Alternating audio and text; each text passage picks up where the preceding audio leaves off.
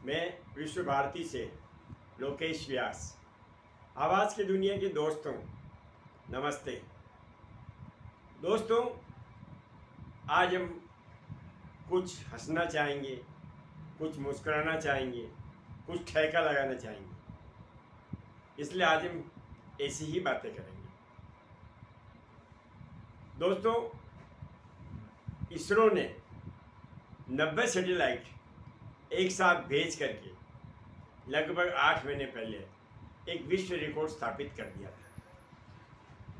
इसरो के 90 सैटेलाइट भेजने से नासा को थोड़ी चिंता हुई। उसने सोचा कि ऐसा क्या जुगाड़ लगाया कि एक साथ 90 सैटेलाइट भेज दी, हम तो आज तक नहीं भेज पाए। तो नासा ने 2 वैज्ञानिकों को ये पता लगाने भेजा, जहाँ की पता लगा क्या ये कि ऐसा क्या जुगाड़ जमाया गया कि इसरो ने 90 सैटेलाइट एक साथ भेज दी। नासा के 2 वैज्ञानिक आए और एरोड्रम से बाहर निकले। एरोड्रम से बाहर निकलने के बाद उन्होंने जो कुछ देखा, उसको देखने के बाद वो दोनों ही वैज्ञानिक पुनः अमेरिका लौट गए और लौट करके बोला कि भारतीय तो कुछ भी कर सकते हैं, हम तो केवल 90 सैटेलाइट की ही बात कर रहे हैं। अब दोस्तों, आप सोच रहे होंगे कि उन्होंने एयरपोर्ट से बाहर आने के बाद क्या देखा, तो मैं वो आपको दिखाता।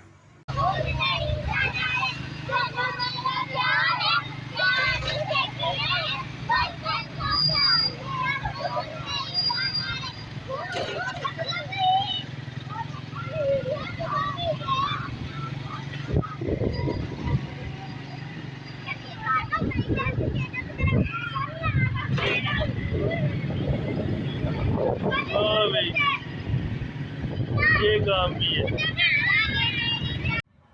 दोस्तों, हमारे एक मित्र हैं, वो भी सीनियर सिटीजन है। मैंने उनसे पूछा, सर जी क्या चल रहा है आजकल, टाइम वाइम कैसे पास होता है?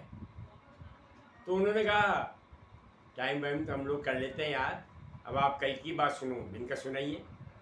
बोले, कल हम एक ज्वेलरी की दुकान में गए और वहाँ हमने ज्वेलरी देखी। मैं और मिसेज दोनों ही थे। आधे घंटे तक वहाँ हमने देखी और उसको ये कहते हुए बाहर आ गए कि हमें कुछ समझ में नहीं आ रहा है।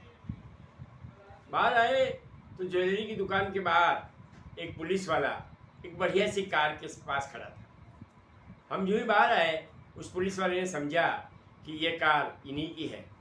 तो जो ही हम कार के पास आए, उसने कहा, भाई साहब आपने कार गलत पार्किंग की है, आपको 500 रुपये तो देने ही पड़ेंगे।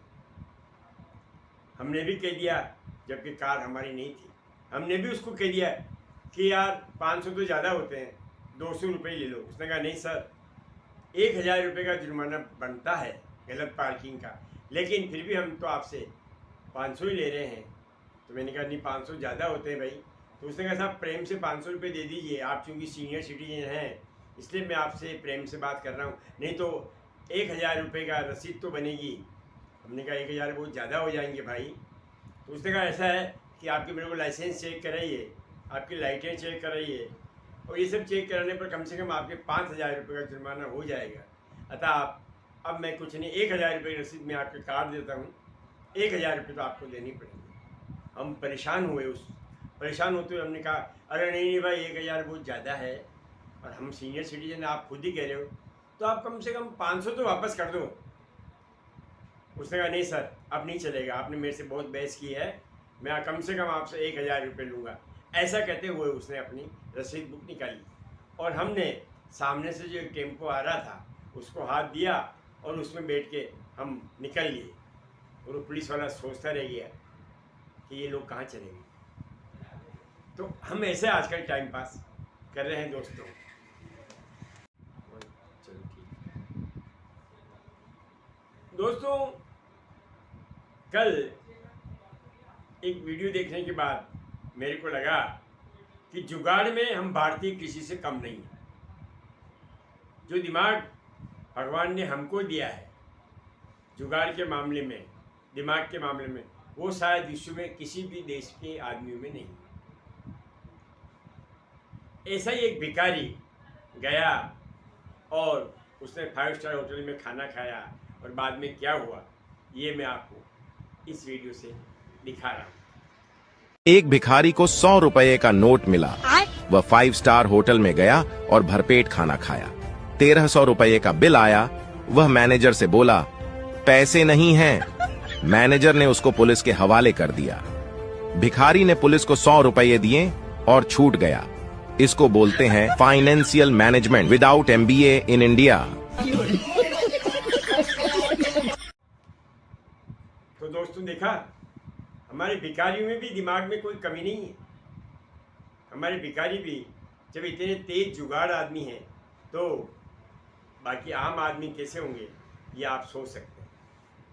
दोस्तों एक खबर है, खबर ये है कि पूरे भारत में कत्लेआम मचा हुआ है। आप सोच रहे होंगे कि कहाँ कत्लेआम है, टीवी में तो कोई न्यूज़ है ही नहीं, तो फिर कत्लेआम आप बोल रहे हो, तो कहाँ कत्लेआम हो रहा है? तो दोस्तों कत्लेआम हो रहा है और हमारी आंखों के सामने हो रहा है। तो देखिए वो कत्लेआम कैसे हो रहा है।